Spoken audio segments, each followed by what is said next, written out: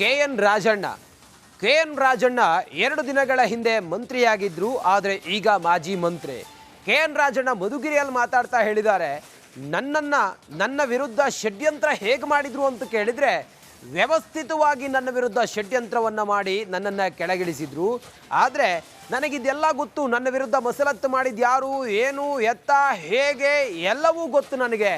ದೆಹಲಿಯಲ್ಲಿ ನನ್ನ ವಿರುದ್ಧ ಷಡ್ಯಂತ್ರ ಮಾಡಿ ನನ್ನನ್ನು ಇವರು ಸಚಿವ ಸ್ಥಾನದಿಂದ ಕೆಳಗಿಳಿಯುವ ಹಾಗೆ ಮಾಡಿದ್ರು ಅಂತ ಹೇಳಿ ಬಹಳ ನೋವಿನಲ್ಲಿ ಮಾತಾಡ್ತಾ ಹೇಳಿದ್ದಾರೆ ರಾಜಣ್ಣ. ವ್ಯವಸ್ಥಿತವಾಗಿ ಮುಗಿಸೋದು ನನಗೇನು ಗೊತ್ತಿಲ್ವಾ? ಅದನ್ನೆಲ್ಲ ಸಮಯ ಬಂದಾಗ ಜನಸೇವೆಗೆ ಬಳಸೋಣ. ಸಚಿವ ಸ್ಥಾನದಿಂದ ತೆಗೆಯೋದು ಸಿಎಂಗೆ ಗೊತ್ತಿರಲಿಲ್ಲ. ಹೈಕಮಾಂಡ್ ಮನವೊಲಿಸಲು ಸಿಎಂ ಪ್ರಯತ್ನ ಮಾಡಿದ್ರು, ಅದು ಫಲಿಸಲಿಲ್ಲ. ಮಧುಗಿರಿಯಲ್ಲಿ ಮಾಜಿ ಸಚಿವ ರಾಜಣ್ಣ ಹೇಳಿರುವಂಥ ಮಾತಿದು. ಹೈಕಮಾಂಡ್ ಮನವೊಲಿಸಲು ಸಿಎಂ ಪ್ರಯತ್ನ ಪಟ್ಟರು. ಮುಂದುವರೆದು ಏನು ಮಾತಾಡಿದ್ದಾರೆ ನೋಡೋಣ ಬನ್ನಿ. ಬಟ್ ನನಗೇನು ಅಧಿಕಾರ ಹೋದ ಕ್ಷಣಕ್ಕೆ ನನಗೇನು ಬೇಸರನೂ ಇಲ್ಲ, ಏನೂ ಇಲ್ಲ. ನಮಗೆ ಈಗ ರಾಜ್ಯ ಮಟ್ಟದಲ್ಲಿ ಸಿದ್ದರಾಮಯ್ಯನವರು ಅವರ ಆಡಳಿತ ಮತ್ತೆ ಅವರು ಬಡವರ ಪರವಾಗಿ ಕೆಲಸ ಮಾಡೋದ್ರಿಂದ ಅವ್ರಿಗೆ ಜನರ ಆಶೀರ್ವಾದ ಇದೆ ಅಂತ ಹೇಳಿ ಸರ್ಕಾರ ಬಂದಿರತಕ್ಕಂಥದ್ದು. ಹಾಗೆ ರಾಷ್ಟ್ರ ಮಟ್ಟದಲ್ಲೂ ಕೂಡ ಇನ್ನೊಂದು 20 ಸೀಟು ಜಾಸ್ತಿ ಬಂದಿರೋ ಲೋಕಸಭೆಗೆ ಇಂಡಿಯಾ ಒಕ್ಕೂಟಕ್ಕೆ ಪ್ರಧಾನಮಂತ್ರಿ ರಾಹುಲ್ ಗಾಂಧಿನೇ ಆಗ್ತಾ ಇದ್ರು.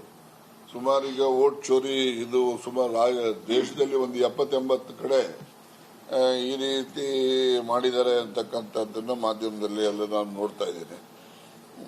ಇದು ಈಗ 70-80 ಕಡೆ ಮಾಡದೇ ಇದ್ದಿದ್ರೆ 20 ಸೀಟ್ ಇಂಡಿಯಾ ಒಕ್ಕೂಟಕ್ಕೆ ಜಾಸ್ತಿ ಬಂದಿದ್ರೆ ಮೋದಿ ಪ್ರಧಾನಮಂತ್ರಿ ಆಗ್ತಾ ಇರಲಿಲ್ಲ. ಆದ್ರಿಂದ ಇವೆಲ್ಲ ರಾಜಕೀಯದಲ್ಲಿ ಮೋಸಗಳು ಬಹಳ ದಿವಸ ನಡೆಯೋದಿಲ್ಲ, ಏನೋ ಒಂದ್ಸರಿ 2 ಸರಿ ನಡಿಬಹುದು. ಸದಾಕಾಲ ಮೋಸಗಳು ಸುಳ್ಳು ಅವಕ್ಕೆಲ್ಲ ಆಯಸ್ಸಿರೋದಿಲ್ಲ. ಅವಕ್ಕೆಲ್ಲ ಸತ್ಯಕ್ಕೆ ಮತ್ತೆ ನ್ಯಾಯಕ್ಕೆ ಅದಕ್ಕೆ ಆಯಸ್ಸಿರ್ತದೆ, ಅದು ಸ್ವಲ್ಪ ಲೇಟ್ ಅಷ್ಟೇ. ಈ ತರ ಎಲ್ಲ ಇದೆ. ಬಟ್ ನನಗೇನು ಅಧಿಕಾರ ಹೋದ ಕ್ಷಣಕ್ಕೆ ನನಗೇನು ಬೇಸರನೂ ಇಲ್ಲ, ಏನೂ ಇಲ್ಲ. ನಮಗೆ ಈಗ ರಾಜ್ಯ ಮಟ್ಟದಲ್ಲಿ ಸಿದ್ದರಾಮಯ್ಯನವರು ಅವರ ಆಡಳಿತ ಮತ್ತೆ ಅವರು ಬಡವರ ಪರವಾಗಿ ಕೆಲಸ ಮಾಡೋದ್ರಿಂದ ಅವ್ರಿಗೆ ಜನರ ಆಶೀರ್ವಾದ ಇದೆ ಅಂತ ಹೇಳಿ ಸರ್ಕಾರ ಬಂದಿರತಕ್ಕಂಥದ್ದು. ಹಾಗೆ ರಾಷ್ಟ್ರ ಮಟ್ಟದಲ್ಲೂ ಕೂಡ ಇನ್ನೊಂದು 20 ಸೀಟು ಜಾಸ್ತಿ ಬಂದಿರೋ ಲೋಕಸಭೆಗೆ ಇಂಡಿಯಾ ಒಕ್ಕೂಟಕ್ಕೆ ಪ್ರಧಾನಮಂತ್ರಿ ರಾಹುಲ್ ಗಾಂಧಿನೇ ಆಗ್ತಾ ಇದ್ರು.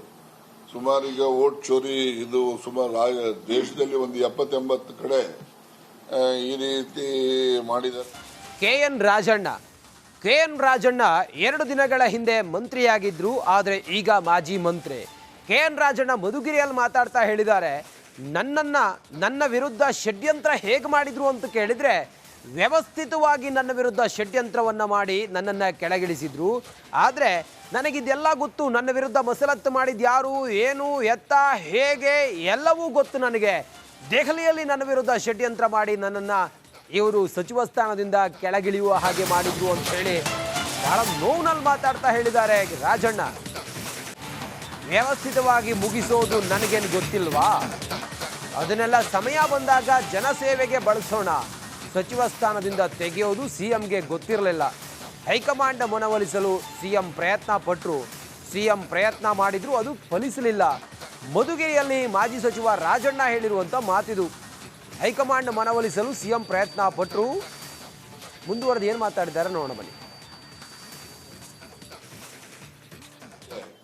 ಬಟ್ ನನಗೇನು ಅಧಿಕಾರ ಹೋದ ಕ್ಷಣಕ್ಕೆ ನನಗೇನು ಬೇಸರನೂ ಇಲ್ಲ, ಏನೂ ಇಲ್ಲ. ನಮಗೆ ಈಗ ರಾಜ್ಯ ಮಟ್ಟದಲ್ಲಿ ಸಿದ್ದರಾಮಯ್ಯನವರು ಅವರ ಆಡಳಿತ ಮತ್ತೆ ಅವರು ಬಡವರ ಪರವಾಗಿ ಕೆಲಸ ಮಾಡೋದ್ರಿಂದ ಅವ್ರಿಗೆ ಜನರ ಆಶೀರ್ವಾದ ಇದೆ ಅಂತ ಹೇಳಿ ಸರ್ಕಾರ ಬಂದಿರತಕ್ಕಂಥದ್ದು. ಹಾಗೆ ರಾಷ್ಟ್ರ ಮಟ್ಟದಲ್ಲೂ ಕೂಡ ಇನ್ನೊಂದು 20 ಸೀಟು ಜಾಸ್ತಿ ಬಂದಿರೋ ಲೋಕಸಭೆಗೆ ಇಂಡಿಯಾ ಒಕ್ಕೂಟಕ್ಕೆ ಪ್ರಧಾನಮಂತ್ರಿ ರಾಹುಲ್ ಗಾಂಧಿನೇ ಆಗ್ತಾ ಇದ್ರು. ಸುಮಾರು ಈಗ ವೋಟ್ ಚೋರಿ ಇದು ಸುಮಾರು ದೇಶದಲ್ಲಿ ಒಂದು 70-80 ಕಡೆ ಈ ರೀತಿ ಮಾಡಿದ್ದಾರೆ ಅಂತಕ್ಕಂಥದ್ದನ್ನು ಮಾಧ್ಯಮದಲ್ಲಿ ಎಲ್ಲ ನಾನು ನೋಡ್ತಾ ಇದ್ದೀನಿ. ಇದು ಈಗ 70-80 ಕಡೆ ಮಾಡದೇ ಇದ್ದಿದ್ರೆ 20 ಸೀಟ್ ಇಂಡಿಯಾ ಒಕ್ಕೂಟಕ್ಕೆ ಜಾಸ್ತಿ ಬಂದಿದ್ರೆ ಮೋದಿ ಪ್ರಧಾನಮಂತ್ರಿ ಆಗ್ತಾ ಇರಲಿಲ್ಲ. ಆದ್ರಿಂದ ಇವೆಲ್ಲ ರಾಜಕೀಯದಲ್ಲಿ ಮೋಸಗಳು ಬಹಳ ದಿವಸ ನಡೆಯೋದಿಲ್ಲ, ಏನೋ ಒಂದ್ಸರಿ 2 ಸರಿ ನಡಿಬಹುದು. ಸದಾಕಾಲ ಮೋಸಗಳು ಸುಳ್ಳು ಅವಕ್ಕೆಲ್ಲ ಆಯಸ್ಸಿರೋದಿಲ್ಲ. ಅವಕ್ಕೆಲ್ಲ ಸತ್ಯಕ್ಕೆ ಮತ್ತೆ ನ್ಯಾಯಕ್ಕೆ ಅದಕ್ಕೆ ಆಯಸ್ಸಿರ್ತದೆ. ಅದು ಸ್ವಲ್ಪ ಲೇಟ್ ಅಷ್ಟೇ. ಈ ತರ ಎಲ್ಲ ಇದೆ. ಬಟ್ ನನಗೇನು ಅಧಿಕಾರ ಹೋದ ಕ್ಷಣಕ್ಕೆ ನನಗೇನು ಬೇಸರನೂ ಇಲ್ಲ, ಏನೂ ಇಲ್ಲ. ನಮಗೆ ಈಗ ರಾಜ್ಯ ಮಟ್ಟದಲ್ಲಿ ಸಿದ್ದರಾಮಯ್ಯನವರು ಅವರ ಆಡಳಿತ ಮತ್ತೆ ಅವರು ಬಡವರ ಪರವಾಗಿ ಕೆಲಸ ಮಾಡೋದ್ರಿಂದ ಅವ್ರಿಗೆ ಜನರ ಆಶೀರ್ವಾದ ಇದೆ ಅಂತ ಹೇಳಿ ಸರ್ಕಾರ ಬಂದಿರತಕ್ಕಂಥದ್ದು. ಹಾಗೆ ರಾಷ್ಟ್ರ ಮಟ್ಟದಲ್ಲೂ ಕೂಡ ಇನ್ನೊಂದು 20 ಸೀಟು ಜಾಸ್ತಿ ಬಂದಿರೋ ಲೋಕಸಭೆಗೆ ಇಂಡಿಯಾ ಒಕ್ಕೂಟಕ್ಕೆ ಪ್ರಧಾನಮಂತ್ರಿ ರಾಹುಲ್ ಗಾಂಧಿನೇ ಆಗ್ತಾ ಇದ್ರು. ಸುಮಾರು ಈಗ ವೋಟ್ ಚೋರಿ ಇದು ಸುಮಾರು ದೇಶದಲ್ಲಿ ಒಂದು 70-80 ಕಡೆ ಈ ರೀತಿ ಮಾಡಿದ್ದಾರೆ. KN ರಾಜಣ್ಣ 2 ದಿನಗಳ ಹಿಂದೆ ಮಂತ್ರಿಯಾಗಿದ್ರು, ಆದರೆ ಈಗ ಮಾಜಿ ಮಂತ್ರಿ. KN ರಾಜಣ್ಣ ಮಧುಗಿರಿಯಲ್ಲಿ ಮಾತಾಡ್ತಾ ಹೇಳಿದ್ದಾರೆ, ನನ್ನ ವಿರುದ್ಧ ಷಡ್ಯಂತ್ರ ಹೇಗೆ ಮಾಡಿದ್ರು ಅಂತ ಕೇಳಿದ್ರೆ, ವ್ಯವಸ್ಥಿತವಾಗಿ ನನ್ನ ವಿರುದ್ಧ ಷಡ್ಯಂತ್ರವನ್ನ ಮಾಡಿ ನನ್ನನ್ನು ಕೆಳಗಿಳಿಸಿದ್ರು. ಆದರೆ ನನಗಿದೆಲ್ಲ ಗೊತ್ತು, ನನ್ನ ವಿರುದ್ಧ ಮಸಲತ್ತು ಮಾಡಿದ ಯಾರು, ಏನು, ಎತ್ತ, ಹೇಗೆ ಎಲ್ಲವೂ ಗೊತ್ತು ನನಗೆ. ದೆಹಲಿಯಲ್ಲಿ ನನ್ನ ವಿರುದ್ಧ ಷಡ್ಯಂತ್ರ ಮಾಡಿ ನನ್ನನ್ನು ಇವರು ಸಚಿವ ಸ್ಥಾನದಿಂದ ಕೆಳಗಿಳಿಯುವ ಹಾಗೆ ಮಾಡಿದ್ರು ಅಂತ ಹೇಳಿ ಬಹಳ ನೋವಿನಲ್ಲಿ ಮಾತಾಡ್ತಾ ಹೇಳಿದ್ದಾರೆ ರಾಜಣ್ಣ. ವ್ಯವಸ್ಥಿತವಾಗಿ ಮುಗಿಸೋದು ನನಗೇನು ಗೊತ್ತಿಲ್ವಾ? ಅದನ್ನೆಲ್ಲ ಸಮಯ ಬಂದಾಗ ಜನಸೇವೆಗೆ ಬಳಸೋಣ. ಸಚಿವ ಸ್ಥಾನದಿಂದ ತೆಗೆಯೋದು ಸಿಎಂಗೆ ಗೊತ್ತಿರಲಿಲ್ಲ. ಹೈಕಮಾಂಡ್ ಮನವೊಲಿಸಲು ಸಿಎಂ ಪ್ರಯತ್ನ ಮಾಡಿದ್ರು, ಅದು ಫಲಿಸಲಿಲ್ಲ. ಮಧುಗಿರಿಯಲ್ಲಿ ಮಾಜಿ ಸಚಿವ ರಾಜಣ್ಣ ಹೇಳಿರುವಂಥ ಮಾತಿದು. ಹೈಕಮಾಂಡ್ ಮನವೊಲಿಸಲು ಸಿಎಂ ಪ್ರಯತ್ನ ಪಟ್ಟರು. ಮುಂದುವರೆದು ಏನು ಮಾತಾಡಿದ್ದಾರೆ ನೋಡೋಣ ಬನ್ನಿ. ಬಟ್ ನನಗೇನು ಅಧಿಕಾರ ಹೋದ ಕ್ಷಣಕ್ಕೆ ನನಗೇನು ಬೇಸರನೂ ಇಲ್ಲ, ಏನೂ ಇಲ್ಲ. ನಮಗೆ ಈಗ ರಾಜ್ಯ ಮಟ್ಟದಲ್ಲಿ ಸಿದ್ದರಾಮಯ್ಯನವರು ಅವರ ಆಡಳಿತ ಮತ್ತೆ ಅವರು ಬಡವರ ಪರವಾಗಿ ಕೆಲಸ ಮಾಡೋದ್ರಿಂದ ಅವ್ರಿಗೆ ಜನರ ಆಶೀರ್ವಾದ ಇದೆ ಅಂತ ಹೇಳಿ ಸರ್ಕಾರ ಬಂದಿರತಕ್ಕಂಥದ್ದು. ಹಾಗೆ ರಾಷ್ಟ್ರ ಮಟ್ಟದಲ್ಲೂ ಕೂಡ ಇನ್ನೊಂದು 20 ಸೀಟು ಜಾಸ್ತಿ ಬಂದಿರೋ ಲೋಕಸಭೆಗೆ ಇಂಡಿಯಾ ಒಕ್ಕೂಟಕ್ಕೆ ಪ್ರಧಾನಮಂತ್ರಿ ರಾಹುಲ್ ಗಾಂಧಿನೇ ಆಗ್ತಾ ಇದ್ರು. ಸುಮಾರು ಈಗ ವೋಟ್ ಚೋರಿ ಇದು ಸುಮಾರು ದೇಶದಲ್ಲಿ ಒಂದು 70-80 ಕಡೆ ಈ ರೀತಿ ಮಾಡಿದ್ದಾರೆ ಅಂತಕ್ಕಂಥದ್ದನ್ನು ಮಾಧ್ಯಮದಲ್ಲಿ ಎಲ್ಲ ನಾನು ನೋಡ್ತಾ ಇದ್ದೀನಿ.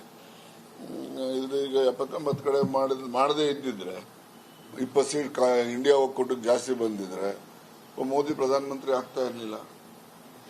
ಆದ್ರಿಂದ ಇವೆಲ್ಲ ರಾಜಕೀಯದಲ್ಲಿ ಮೋಸಗಳು ಬಹಳ ದಿವಸ ನಡೆಯೋದಿಲ್ಲ, ಏನೋ ಒಂದ್ಸರಿ 2 ಸರಿ ನಡಿಬಹುದು. ಸದಾಕಾಲ ಮೋಸಗಳು ಸುಳ್ಳು ಅವಕ್ಕೆಲ್ಲ ಆಯಸ್ಸಿರೋದಿಲ್ಲ. ಅವಕ್ಕೆಲ್ಲ ಸತ್ಯಕ್ಕೆ ಮತ್ತೆ ನ್ಯಾಯಕ್ಕೆ ಅದಕ್ಕೆ ಆಯಸ್ಸಿರ್ತದೆ. ಅದು ಸ್ವಲ್ಪ ಲೇಟ್ ಅಷ್ಟೇ.